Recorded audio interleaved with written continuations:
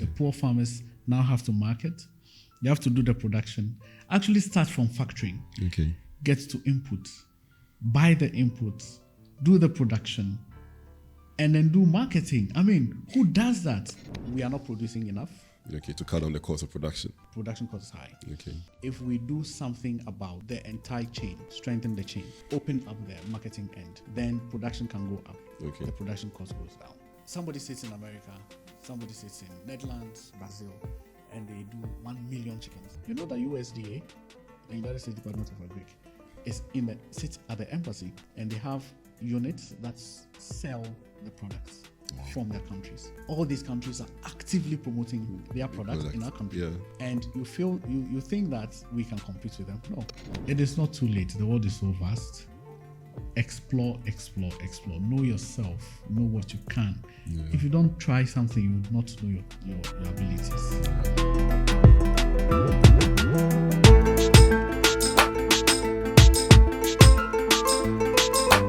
All right, Saleh Asiome, welcome to the ABC show. Thank you. So I know you for so many things that I don't know how to describe you. I know you are into communication. I know you are pushing for the whole Ghana chicken. I know you are running a project, and I know you are running a restaurant as well. So please tell us who you are. Who is Asiome? So Asiome, my name is Asiome Biekro, and I'm in the development space, and also I do some communications. Okay. I have passion for poultry, specifically Ghana poultry. Okay. Made in Ghana chicken. Made in Ghana chicken. Yeah. So anything chicken, which is from Ghana, Okay. I'm there for it. All right. I promote, I grill, Okay. I do everything local chicken. All right. Yes. All right. So, usually I ask my guests what shaped you into who you are now. Growing up, is it where you grew up? Is it family? What exactly shaped you? Because I also know that you read visual arts in secondary school, moved on to uni. What informed all these decisions, and what brought you into the space in which you are now? So that's a thoughtful question. I think myself, I've not really thought about it till now. But just taking a look back, I realize it's the limited streams of career paths from the beginning. Okay. That has brought me this far. SS, after JHS, you are mostly categorized into high performance students, mid, and then lower. Yeah. Mostly, when you do well, you go do science. Yeah. That's This guy must become a doctor. Yeah. And if you are in the middle somewhere, you do business. General arts. Or General arts. yeah. Or the agric. art is the bottom. There's Art is the agric. bottom, yes. Agric. So Yeah, if you can't do pure science, you do stuff like agric that. science. Yes, and even technical. Yeah. But if you're not really pulling your weight, then go to the arts. So I was at the bottom. So it's not like today where you have a lot of things going on. You can choose to do whatever you want. There are so many great areas you can explore. Our time was, what do you want to be? Lawyer, teacher, doctor, nurse. It's just the rest. So I fell among the rest. And I think that was a very broad base. Okay. And so I was really struggling to find myself. Where do I fit? I was thrown into the arts world. I tell you, I wasn't performing well. When I was in secondary school, I was okay. Mainly the reading subjects, general knowledge and arts, stuff like that. I was a very good student. Okay. When it came to show it on paper, doing the real work, the sculpture, the sculpturing, the drawing and all that, I realized I didn't have a strong, my skill level was very low. Okay. And going into uni, that was very clear to me. Wow. Really, really clear. It got so bad to a point that my TA, who was marking one of my assignments, he looked at it. The whole thing was disintegrating. It was a clay work. And he just hold it together. Let me give you something, okay? It was that bad. So I had to find myself virtually. And so I started just trying out so many things. What I did also at that point at uni was that I took out time to look at the things that I could do Okay. well, Okay. instead of just doing everything art. I mean, we're working with bamboo, we're working with rattan, we're working with clay, wood, textiles, so many Okay. things, metals. I was really interested in metals Okay. because of jewelry. Okay. But my skill base was also was weak. Whoa. And so I realized that I loved designing Okay. on, graphic designing. Okay. I had a roommate who was a graphic designer. So I just took out everything and then I focused on that. Okay. We weren't studying graphics Okay. At in my your time, department, but this gentleman was in my room Okay. and he was always using these softwares, CorelDRAW, Photoshop, Illustrator, and all that. I learned from him. I Okay. made sure I had time to learn from him. So each time, unfortunately, he didn't have a good laptop, so he was using you my have to use your. and, I took the opportunity to get close to him and then learn from him. That really worked for me up to a point. And that transited me into my national service days, where I was a teaching assistant Wow. at Takrady Okay. Technical University. Okay.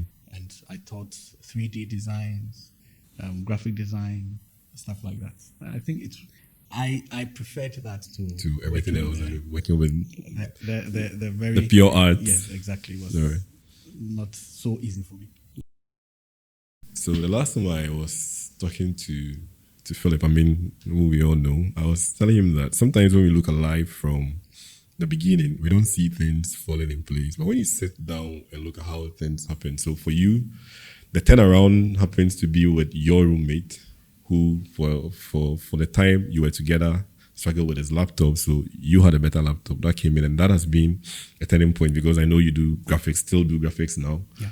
and that has built into. So you were self-taught and you end up becoming a TA teaching graphics. How did that work out? How was your first day in class like? Yeah, so I was teaching the textiles in the textile department. Okay. I was teaching 3D designs. Okay. Rhinoceros. I don't know if you know that. Nothing clear. So it's a 3D software. Okay. And then CorelDRAW and stuff like that. I was attached to a lecturer. Fortunately or unfortunately, she was pregnant at the time and she didn't have it easy. Whoa. And so throughout the time, she would stay at home, and Whoa. I was mainly doing the work. Okay. And I mean, I found it very interesting. Okay. I took on a lot. Okay. And at the time, some of the other departments were also struggling. The lecturers were not really comfortable using the software I Okay. was using. And so they'll come borrow me from my department. I'll To go go to and the then other teach. ones. They really wanted me to stay. I also wanted to stay, but I mean, circumstances weren't right. So. Okay. But my first day, it was tough because talking is not my thing. I remember sometimes I would stand in front of the class and wished they could just read my thoughts. And but I mean, I couldn't pull out that magic. But Okay. it also stretched me and helped me to All right. share my thoughts with people and also express myself. Okay. Because prior to that time, it was difficult for me to. I mean, I'll be here for the whole period. You know, Probably say I'm here. anything. I mean, yeah. So it was a good time for me. I think I share in the teaching bits, but I also did teaching for national service, but I taught in a secondary school. And I think it was one of the times that I got to develop myself better because I got a communication job when I remember my first workshop. I had to do a presentation. This is me who didn't want to talk. So everybody says, "Oh, you have a radio voice, but we can't hear you." I'm like, Charlie. But I think from teaching as a math teacher back then, yeah, I think that built me up a bit. And then your secondary school, where you say you're either in the middle or at the bottom. So for me, I did general arts. And general arts, I did a combination of elective maths, history, and economics. You were not at the bottom. I You were in the middle. I was supposed to do geography.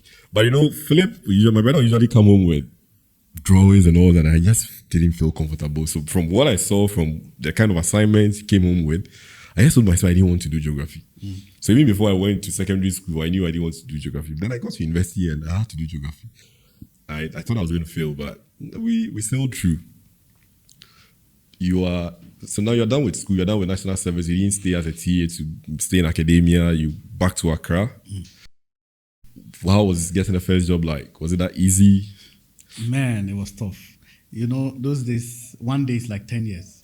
Because We don't have a job. you're in a hurry to be free Yeah. from your parents and all that is not happening. The desperation, the anxiety and everything. You go to a number of people, even those that are recommended for. Sometimes it just doesn't happen. And when you're called one time for aptitude test, you think, Charlie, this is it. We are killing you. Go and come and hear nothing. Yeah. It wasn't easy. So I went for an interview at Golden Tulip, now Lancaster, Lancaster Hotel, and I got picked. I mean, it was such a joy for me. Wow. And I entered hospitality. Okay. Oh man, that was the whole thing. I mean, I'm a village guy, came to the city, went to school, now here in a 4-star hotel. So, yeah. In the house of the city. Exactly. Yeah. I mean, how do I cope? I had to learn very quickly. Never done anything. I was at the reception, Okay. front office, and I met almost everybody. I mean, Everybody anybody came, can yeah. think about. Yeah. Rich, poor, mid, I mean, Yeah. everybody. How do you communicate with them? How do you handle them and have issues and all that? That stretched me. Okay. I mean, the arrangements of such that you'll have to stand throughout. Yeah. Go very early, Yeah. start at 6, stand throughout to Yeah, close same around here, 2 yeah. o'clock. And you can be called at any time to give account for something that you messed up. And I remember those days, I sit in a trotro going home, and immediately I sit down, I start sleeping because it was so hectic. And I won an award, I think, best employee for something, Okay. just after a few months, Wow. because I took the job very personally. Okay. I thought it was an opportunity to develop myself. And so front office, meeting people, learning from international guests. We had lots of crew, this airline crew, yeah, when everybody touched I down. mean, I had lots of connections with them just to learn Yeah. how they do things, how they communicate with people. One of the things I'll never forget, you're welcome and welcome. Yeah. One of them taught me. All right. They came in, I wanted to say, welcome. And I said, you're welcome. And she said, no. When you are showing gratitude, you're welcome. Okay. But if you are Welcome. ushering somebody in, it's Welcome. welcome. I learned that I'll never forget. And I learned a lot of things from them, their cultures, Emirates, South Africans, and all that. So my communication passion developed From there. Yes. Okay. Yes. Being able to talk to so many people at so many levels, I thought that was very interesting. That's true. And I started pursuing that, not in a professional way, but just trying to open up to people, see what they do, ask questions. Right. And God works in serious Good ways. way. So you did Golden Tulip for how many years? I did Golden Tulip. I gave myself 2 years, Okay. but I ended up doing 2 years, 7 months. And this was your first main job right after first degree? Yes. All right. So I think I also share with your story of how the people we grow around shape the things that we do. So recently I interviewed my dad on the show. And I said that when I see myself, I got into the development space because my dad used to work with World Vision, even before I was born. He had 5 farms. So he was telling me he had 5 farms where he could still go to the farm 5 a.m., come back and get to the office before 8:30.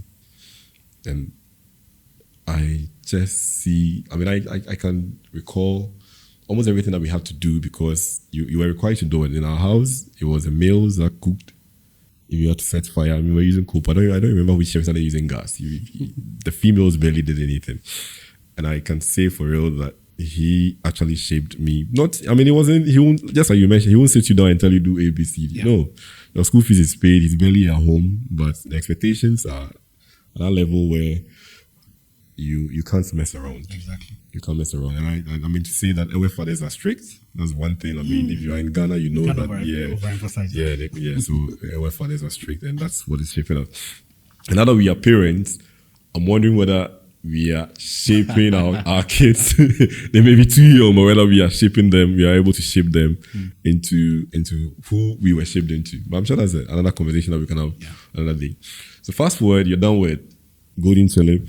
You moved on into, at what point did you decide to go get an MBA or move into communication? So I enjoyed Golden Tulip for the lessons I learned there at the front office. And one thing I do, whichever organization I'm working with, I look at those in front of me, those ahead. And so I try to look at, okay, from here, you go here. What is my expectation in this organization? So if I become a supervisor and a manager, this is what my life is going to be. If I don't like it, not that it's not good, maybe the stress level and all that, if I'm not comfortable with it, I try to immediately give myself time to leave. And so that's what I did. So I thought 2 years was good. And so I worked towards that. I tried to save up to go back to school, but it didn't work. By faith, I went back to school. I didn't have the money. Most of the major things I did in my life were times where I didn't have resources available. But I took a step of faith and things just fell in place. People just come, and then I also make sure I chase my dream. And I mean, I was paying about 6,200 cedis then. My salary was 600 cedis. And I saved up 1,700. And I quit the job and I left for school. Wow. Yes. And everything worked out. After 2 years. Wow. Yes. Somebody asked me, are you crazy? I said, yes, I think I'm crazy. But the point is that there's a certain point you get in life. You realize that your mind is off. You know that at this level, I'm no longer here. Whatever you do, you are no longer valuable. I think I read something, Elon Musk, I understand Elon Musk said, if your contribution is no longer valuable in the meeting or in the room, just get out.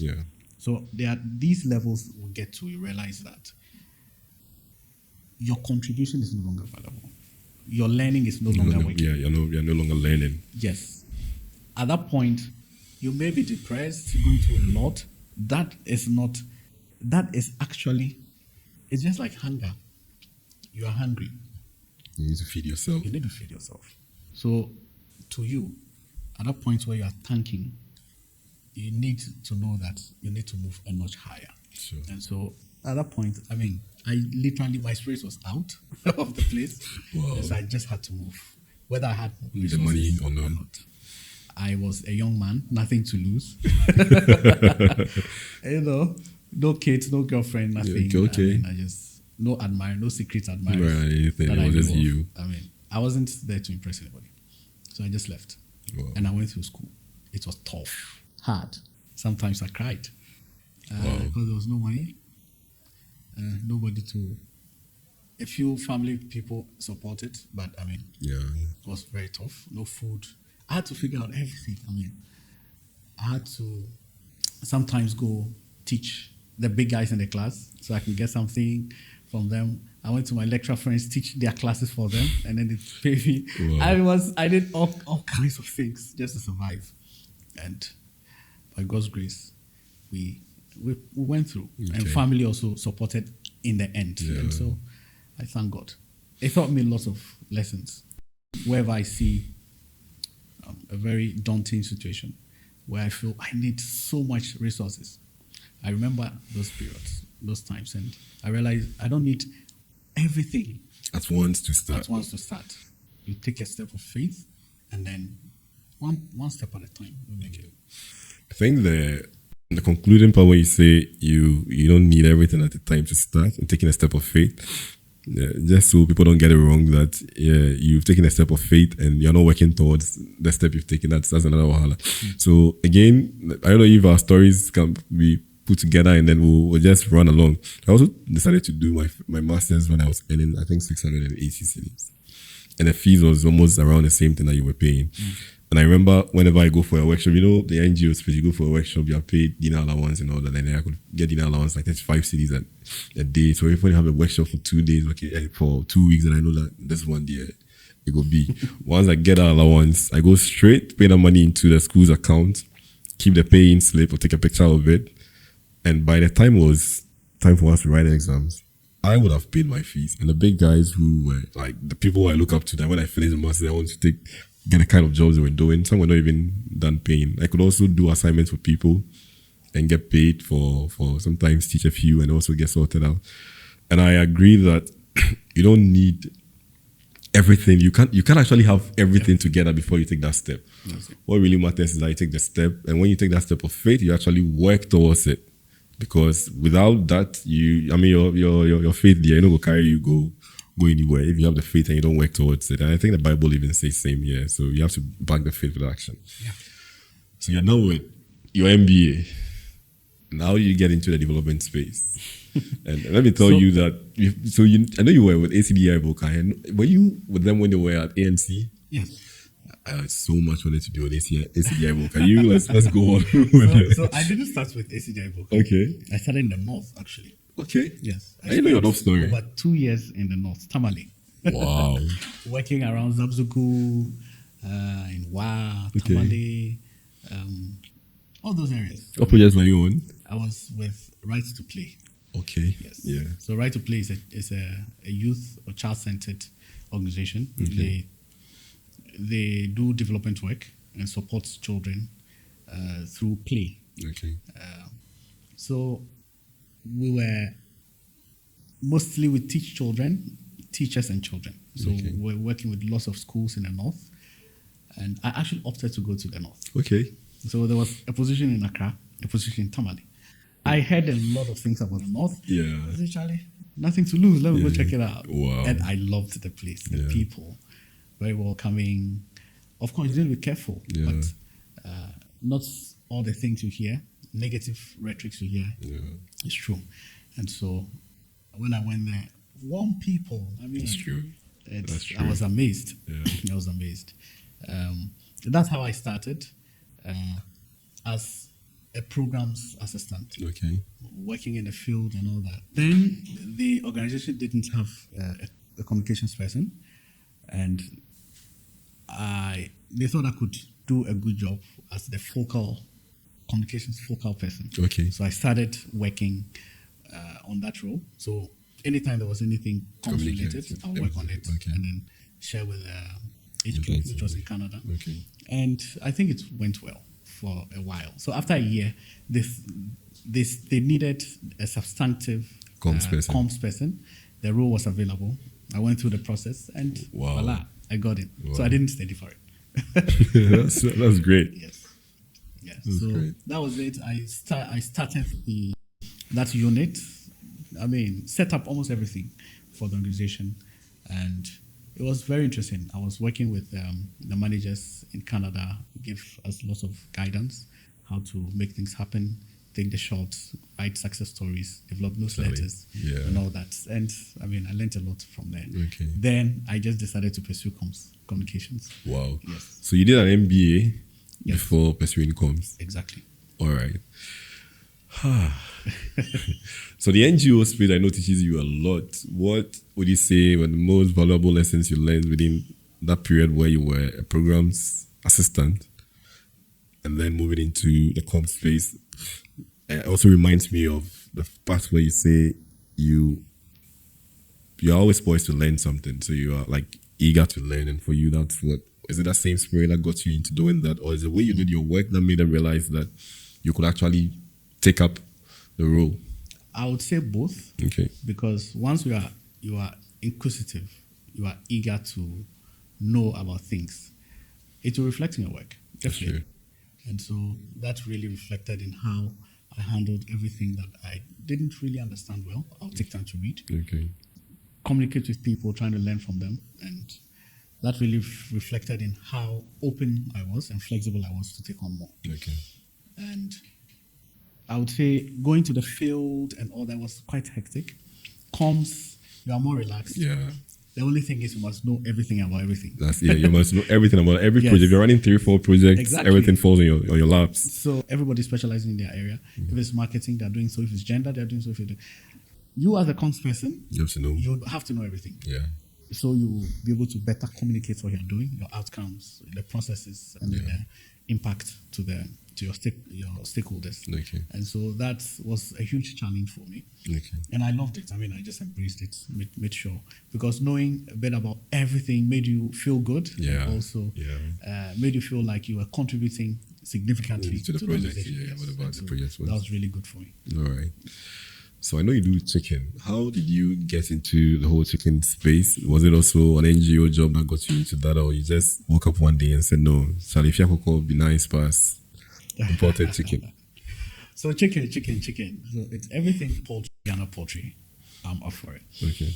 Now, after Right to Play, I went to work with ACDI Volta, and we were working for the United States Department of Agric on a project called the Ghana Poultry Project. We ran that for 5 years, and we're mainly focusing on the entire poultry sector, making it more efficient. Because of my comms work, I got into marketing. Okay. And I showed strong interest in marketing. We lost 2 marketing specialists on the project. Wow. And that role was added to To my role. yours. And so just as I say, I mean, everywhere I go, I'm curious. Okay. I'm just trying to learn, how can I make this better? When I go to the field, I try to see, even as a comms person, I try to see how to improve processes, how to improve outcomes of the projects, and then for our beneficiaries. Okay. And so making those inputs, I think I stepped into that space. I loved it. Okay. Marketing, poultry products, talking about them, developing. So, development marketing is not the same as general marketing. Yeah. This was more of creating market access for beneficiaries or partners, and then also developing the market, basically. Yeah. So I supported in developing platforms like the livestock, poultry and fisheries trade show. Okay. We put together I ran the Eat Ghana Chicken campaign throughout Ghana. Okay. And that was really fun, working with all the women associations and then the various farmers across the regions to promote poultry all across Ghana. Okay. It was an exciting time. And that's how I got into promoting local chicken. Wow. Ghana chicken, I call chicken. it. Not just local. There's domestic chicken. Chicken, yes. And then there's the Ghana chicken. Chicken, which is, some people call the domestic one a Ekoko, yes. but not that. The poultry. That is done in Ghana. Yeah, in Ghana. That is well produced. Okay. They follow all the vaccine protocols Okay. and all that, which is a bit different from. That is why sometimes you do not have value for the domestic one, because lots of them, unfortunately, do not follow the vaccination protocols and all that. Okay. But when it is done in a commercial setting, you are sure that you're following it. yes, that is done. All right, so just to track back a little, you did visual art, you did arts in uni, and then you switched. Did any of these things you did in the past come to play when you took this comms job at ACDI Voca? Were you doing your graphics yourself? Did you have a graphics designer? Were you doing the arty thing you were running away from come to play in all this? And is this still playing a role in what you do now? Yes, of course. Very, very much so. Significantly so. Normally, you just outsource some of the things. But during my interview, I told them, look, I'm a graphic designer. If you give me this job, you are sure to have value for money. I will design, I'll do the comms job, I'll do everything. And that was what I did. So that came in really handy, handling Photoshop, editing all the photos. We didn't have to outsource it to pay for it. And so I really brought those skills that I had acquired over the period to bear. Okay. And that was really one of the things that pushed my career. Okay. Remember, I didn't study communications. Yeah. I didn't do journalism or anything like that. But I really thrived in the comms space because of some of these things that I learned in the past. Okay. Yeah. Okay. Experience, exposure. These are the things that we don't get taught in the university.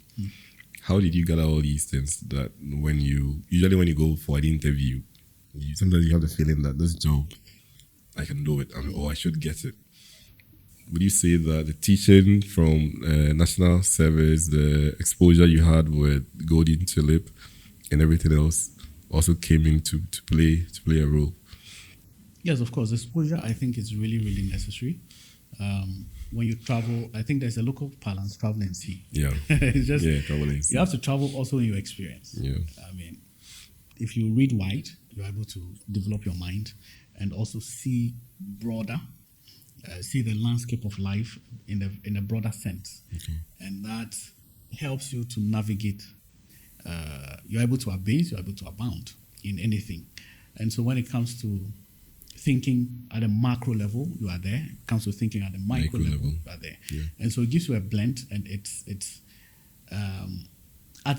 helps you to add value to your own life and then to what you do. Right. And so I think going through all the tapestry from SS to university, all the things I did, all the experiences I had, the various experiences, I think it was really worth it. Now, it also helps me make decisions. So I know that I don't have to develop this only just one stream of income. Yeah. So I do this and I do that and I do that. It's really important not to ignore whatever you have. I think we must go empty. We must develop all that we are. We must manifest all that we are in order to make life, contribute valuably to life. Yeah. Yes. I completely agree with all that you've said. We are currently running a project with senior high schools. We are working with visual art students.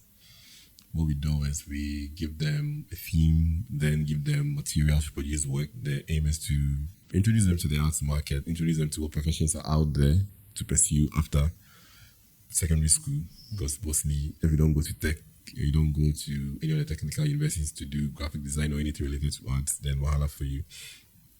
You went into this space not because you love art. You fell into the category where you all think that once you don't do so well, you should either do art or you should do home economics. Yes. And these are the people that play the key. I mean, like the major roles in our lives, like on a daily basis. These are the people that come into play. If there's any visual art student, I mean, in this space, like listening to you now, what would you say is one thing that this person should look at? You took a journey because your roommate, as at then, was doing graphics. You took interest, learned on your own, and now that got you your job. Now you're doing comms, you're combining graphics and everything together. Tech, I know now I think they have graphics and communication also combined now that you're doing. Yeah. So visual art student listening to you with everything you've done over a decade, what advice will you give?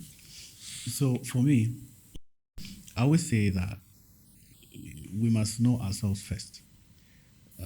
It's just growing up, one of the things, I'm always behaving like the flower on the wall, observing people. Okay. I like people watching,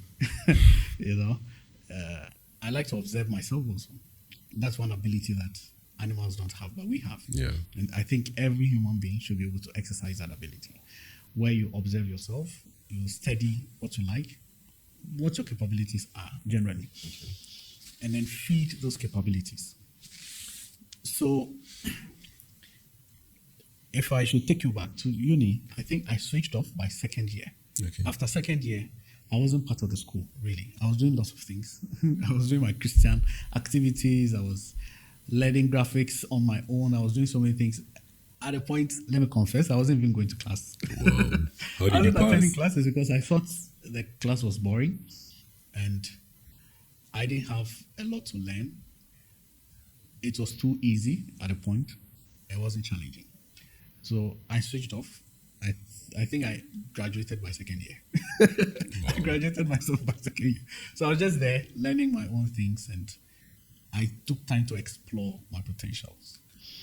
And that's what the system didn't afford us from the beginning. And you must make a conscious effort to afford that to yourself. Yeah. So to any visual artist who also fell in this trap where the streams were not varied enough and you just fell in the cast, it is not too late. The world is so vast. Explore, explore, explore. Know yourself. Know what you can. Yeah. If you don't try something, you would not know your abilities. Yeah. And so explore whatever comes your way. Talk to people. Dare to do something. if you fail, it is a learning curve. It is. Don't sit on your OS. That's what I would say. I'll let this take keep it in my knee. So last week I interviewed a visual art student who moved into doing architecture and is now an architect doing amazing stuff, a female who did visual art in Accra Girls. And at a point, even me, I didn't know that you could study visual art and go on and read architecture. That's one thing I didn't know until I came into contact with architects who had studied visual art from. It's whether the educational system even gets you to understand what options are out there for you when you are done. It's like when you're studying, you're reading general arts in school, the expectation is that you're either going to become a journalist or become a lawyer. Yeah, these are, the key things that when you're doing general arts, you're coming out from secondary school, you really don't know what can we do. As people who have gone through the same system and are out and doing amazing stuff, what can we do to help? The school system will not change because of what we have done. What can we contribute? Can we go back, get the students to understand what is out there waiting for them? Yes, I think there's a lot to do. This platform, I think, offers an opportunity to tell our story. If you look at somebody like me, doing a lot, I'm into food business, I'm into development work, I'm into youth development now, comms, everything. I ran away from my core visual arts. But look at somebody like Ibrahim Mahama. Ibrahim Mahama was my mate. Yes. Ibrahim Mahama was your mate? Yes. At the uni? Yes. Wow. So he was with my cousin at the sculpture section. And so we'd all the time we're all almost all the time at the same, in the same area working. He started his youth back thing from there, where he was doing his final project. We all contribute. We're all there trying to support.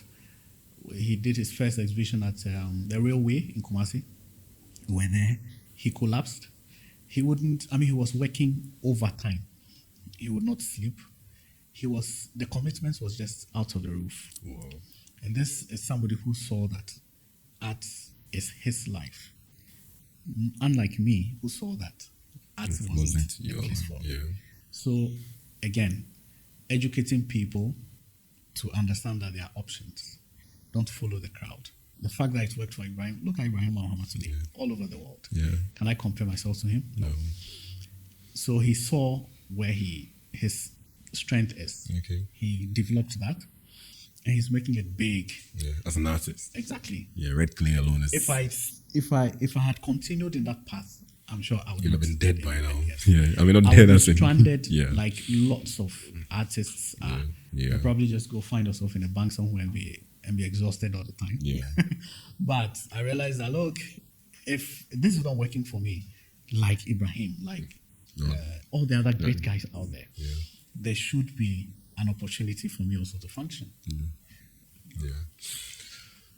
You are into chicken promotion, and you, like you said at the beginning, you grill, you promote, you do anything that concerns chicken, poultry grown in Ghana or poultry produced in Ghana. How did you get into the space? After the project with ACDI Volca, did you set up a poultry farm? What brought you into grilling and all that? Okay, so I told you I was into marketing of poultry. So one of the things I did, I mentioned earlier, is the Eat Ghana Chicken campaign to promote local chicken and also see how we could increase the consumption of locally produced chicken in Ghana. Now, I realized we started off with promoting fresh chicken, and then it was on the streets of Osu. This popular Osu Oxford Street. We realized that the women would come ask for the fresh chicken. The men always came asking for grilled chicken. Now, how can we taste this thing? How do we know? What to eat? It shows that it is. Yeah. They wanted to have a taste there and there. We didn't have anything to allow them sample the products we were offering. And so we went back to the drawing board, said, okay, we got some grilling machines. We took them out there, and boom, it was working. Wow. Added music, people were coming. Everybody wanted to have a taste. They'll taste, they'll buy. It was very interesting. That's where I got the concept from. So right after the project, I said, look, there were not a lot of people promoting this. Let me see how I can make some business out of this. Yeah. So I stopped going. I paused the office work for a while after the project. Decided to go into food, and then I came up with Chili Belly. Yeah. Yes, Yeah. which is a food business that I founded. Yeah. I don't run that effectively, very actively lately because I'm a concepts guy. Yeah. I'm not so much into the details, and so my wife does that. Okay. She does a very good job at that. Yeah. I am not a very day-to-day running guy. Yeah. Paperwork, 1+1. It's a bit. It's an uphill task for me. Okay. I like to deliver the concept, work on it, put a team together. It's running. The systems. I move. I do another thing, and so we have about close to 15 people now, young people, which I'm really happy about. Yeah. That we can put together something that can employ young people and also give them some livelihood.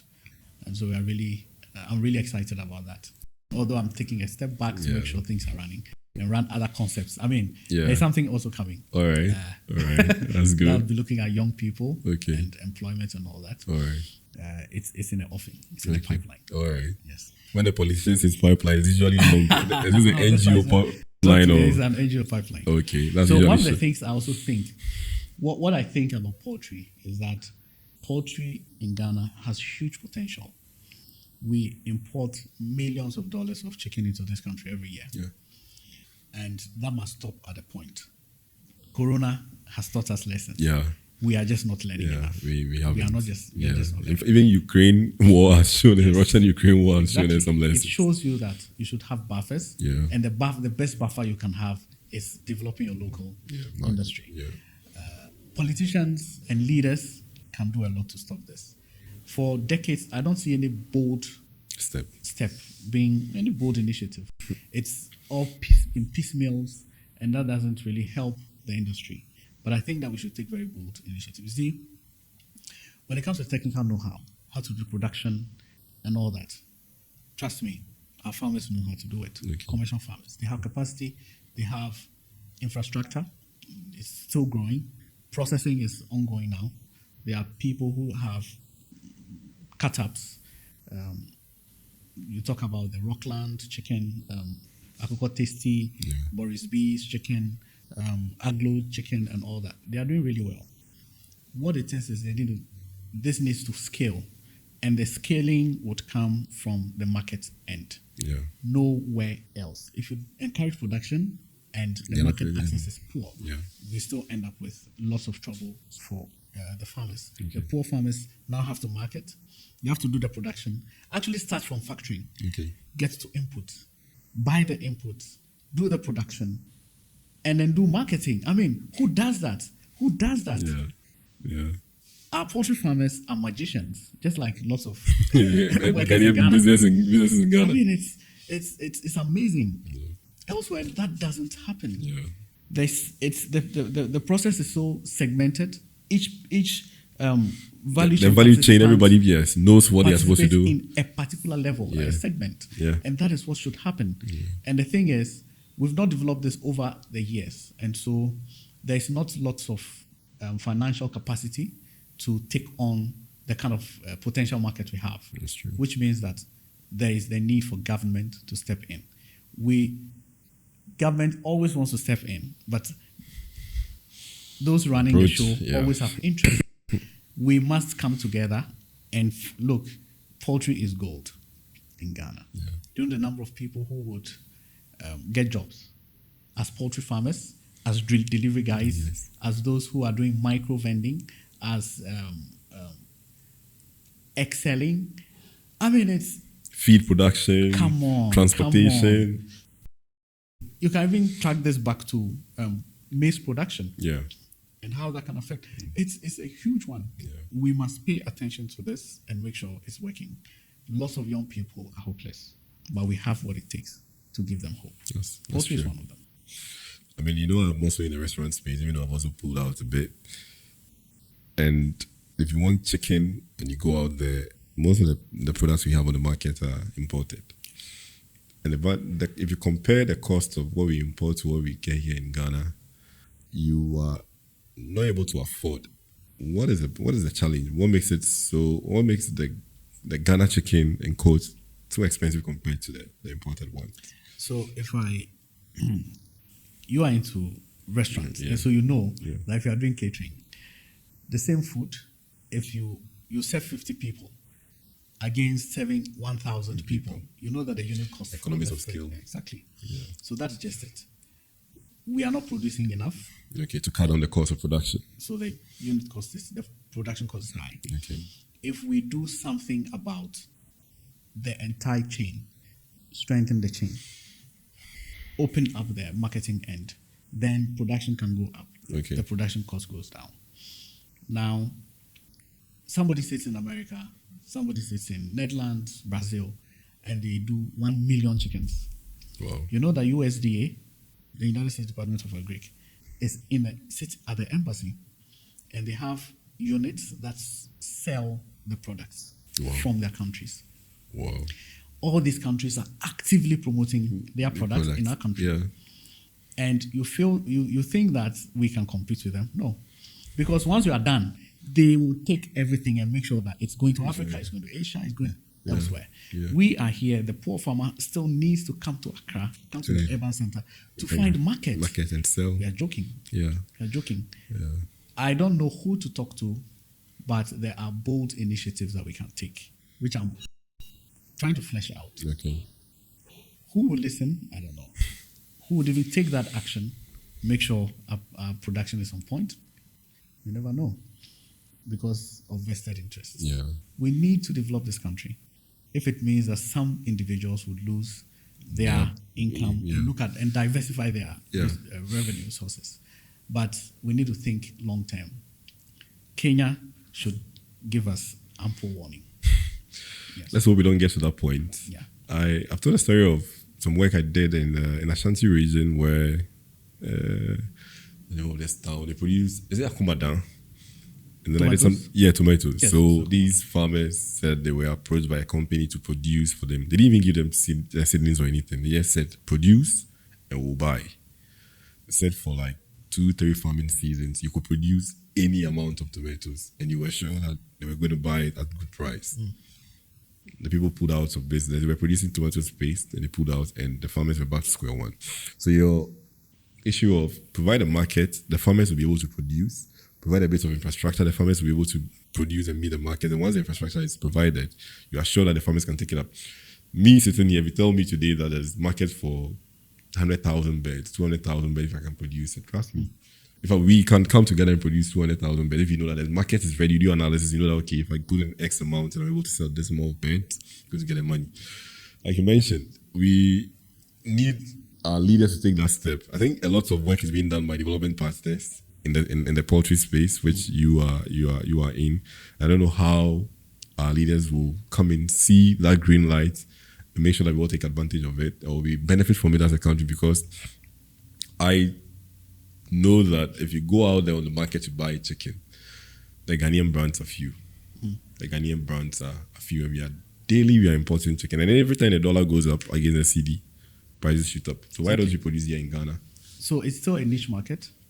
Poultry, Ghana chicken is still niche at this point. And we need to move beyond that. Okay. That's what I'm saying. We need very bold initiatives to open up the market. Yeah. And you need to deal with greed to be able to overcome that, the bottlenecks. What it says is there is room for everybody. Why don't we also focus on ours and make sure we have food and we have the production also goes hand in hand with jobs. Yeah. If we do production here, we get jobs. Yeah. Broiler takes 6 weeks to mature. Oh. 6 weeks. 6 weeks. You are able to 2 cash months. out. Cash out in 6 weeks. What else do we want? I mean, what else do we want? This is a gold mine. Nigeria is doing it. We are here. Every time government officials come tell you, oh, national security issue. we can't produce, and so no, you can't produce. Nobody says you should ban it. Phase the imports out gradually by supporting the local guy, and now opening the markets up gradually, and making sure it penetrates. Once you have that penetration, everything is up. Look, lots of poultry farms have collapsed, and lots of them are sick and all that. They've lost a lot. So you are in the restaurant space, and I've been there. I've had my own share of issues. How is the space for you? How are you approaching? Are you doing huge sitting, dining areas? What model are you running? So Chili Belly runs very small model. We try not to go big. Those sittings, maybe just about 3-4 people sitting in to eat and you leave. It's mainly takeout. Okay. And it's a tough area, but it's also rewarding if you do it well. And so we've focused. Our mainstay is grilling. Okay. So we've built a model around grilling. Okay. Pork, chicken, fish, anything grilling. So we've mastered our crafts. I know that. Yes. Yeah. So what it is it takes lots of, you've been there, it takes lots of investment to get the kind of restaurant, that kind of sitting restaurant that everybody wants to go to. Yeah. So starting for me, I thought I could start small. Okay. We make all the mistakes and then we decide whether or not we want to scale that up. Okay. And so we've kept it small and it's worked. I mean, the overheads are not so really low. They're minimal. Yeah. And although it also means that your revenue is also not so much. Not so much. It's manageable. Yeah. And so for us, that's been our strategy. Okay. Trying to scale up. It comes with its own challenges. That's true. You do not have a very permanent space that you're working in. You are working on the streets, and you know that the streets are always developing. Yeah, anything can come up. Structural adjustments, there are spatial adjustments. There's some movement all the time. Okay. You need to move. So you are always, anticipating something that can go wrong. Yeah. Will I be here in 2 years? Will I be here in 5 years? Will I be in the next year? So those are questions that keep popping up in your mind always when you're working on the streets. Yeah. But of course, these are challenges that we always anticipate. And so we are always also looking at different avenues to improve and make our operations more stabilized. Okay. Yes. So we are coming up with some models. We are pursuing some expansion from next month. Okay. We are refining the models to ensure that we take care of some of these little things. I mean, we can't do the 100%, but improvement here and there, yes. All right. So, I know that the restaurant space, like you said, is rewarding. It has its own overhead. If you are taking a space to do sittings and all that, it comes with a lot of overheads, depending on the number of shifts you're running and all that. I, from experience, will say that the model you're running is probably the best when it comes to dealing with your overheads. And I'm also thinking that if you want to do anything now, again, from experience, I'd want to do a chop bar, a chop bar, instead of having a restaurant and all that. Or sacrum. Yeah, I would want to do a chop bar instead of having a restaurant or street food. So I think that you're running the best of models, and it's something that once you can scale up and get multiple locations, that should be able to actually pay off. In your journey so far, I mean, being an entrepreneur, being a development worker, everything from growing up to now, what would you say has been the most rewarding part? And what lessons would you say you've learned across this journey? I think that with the kind of family, with the kind of background we have, family and all that, growing through very stern family regimes. And I mean, for one, when I was going to the university, I had it in mind that I was going to chill big time. Going to spoil myself. I was caged for a long time. All right. You have very strict parents. I didn't say with my parents, but mostly aunties and uncles, very strict. I thought, Charlie, I heard a lot about university. Gain your freedom. The freedom. Oh man, come on. Nobody tell you to go to class and all that. I mean, how can I have that? I was eager to have it. what saved me was the Christian or the religious education that I had or training that I had from home. And so that introduction, I think, was very solid, and that managed my transition from being dependent to Independent. independence. I mean, I would have gone AWOL, but thank God. I mean, every time you remember how you were brought up, you will disappoint your parents if you indulge in this and all that. Yeah. It puts you in a firm place that, look, you can only move forward. That's true. And so I think that that introduction to God, Okay. religion, knowing God, trying to get close to God and all that, really, really, really saved me. It's one of my biggest points, Okay. I think. And also not just from uni, but even now, you have the freedom to do anything. But I think it's the Bible that says, teach a child to grow the way he should. When he grows up, you will not he will depart not from it. depart from it. So for me, it's been a very big factor in my life, the God factor, shaping my life. I mean, cutting out the excesses and ensuring that I don't waste my life, my time. Yeah. Yes. So that, and then learning from people. I didn't have opportunity to stay with my parents. Okay. And that's one of the things I really wished I had. I mean, I see people with their parents, talking to them. Those times I was growing up and I was jealous. Sometimes I would be very sad I didn't have that. Not that they were dead, but it just, circumstances didn't allow us to be together. Yeah. And so I'll move from one auntie to another uncle, to grandfathers here and there. And it taught me to be in my corner and learn. Okay?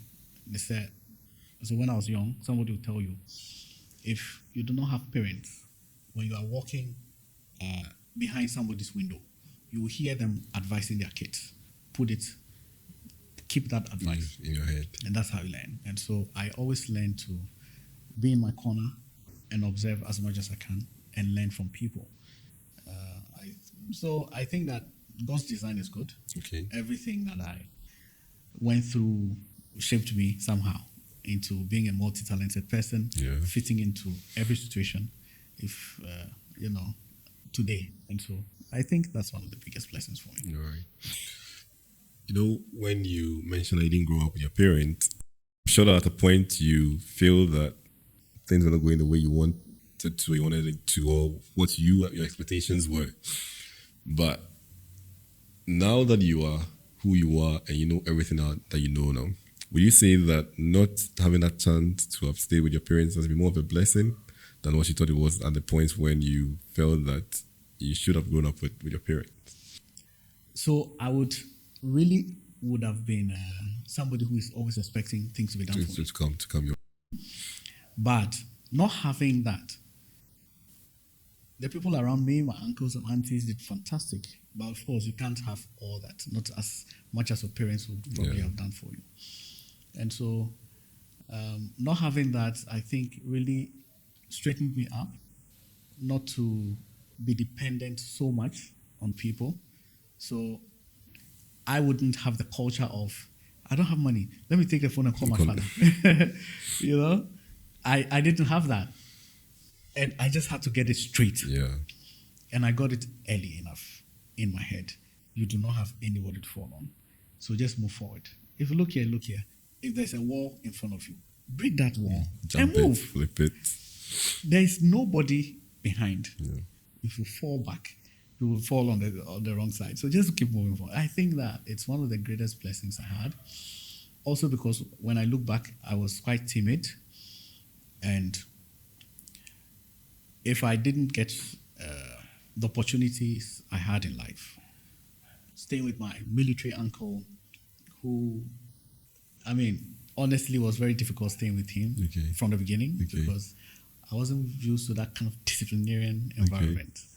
But going through the very tough systems built me and also cut off certain things from my life. Yeah. Being weak in mind, expecting that there's manna coming. Oh. So if I were with my parents, You feel that somebody Maybe I owes feel you that something. yes, I would have developed a certain mentality that probably Yeah. wouldn't have worked out for me. Yeah. And so, looking back, whatever God does is perfect. I think I was having that same conversation again with Philip then. I mean, if you look back, what has gone on in everybody's life, I said at the beginning that if you look at it from the beginning to where you are now and you try to connect the dots, you see how blessed you were to have gone through whatever situation you thought it was the most difficult thing you were dealing with at the beginning when those issues were coming. But you realize that everything seems to feed into, so you are here. If you were with your parents, would you have gone to uni? Would you have gone to tech? Would you have taken this course? You are in this room. If you didn't have this roommate who was doing graphic design, would you have all these things come to play? And you realize that no, like there's a great architect that probably knows everything that is ahead of us. Than that we don't see coming. And if we don't connect those dots, we don't see how blessed we are. And if you want to cry over the things that you didn't have access to, Yeah. you have a million reasons to cry over them. But if you sit down and connect these dots, you see how blessed you are. Exactly. Yeah. Also, because I think every human being, every individual is different. Yeah. And there are things that would crush you to bring the diamond out of you. That's true. And if you didn't go through those situations, then you just be raw. You're And wrong. be moving around. Yeah. At 40, you still need people to support you.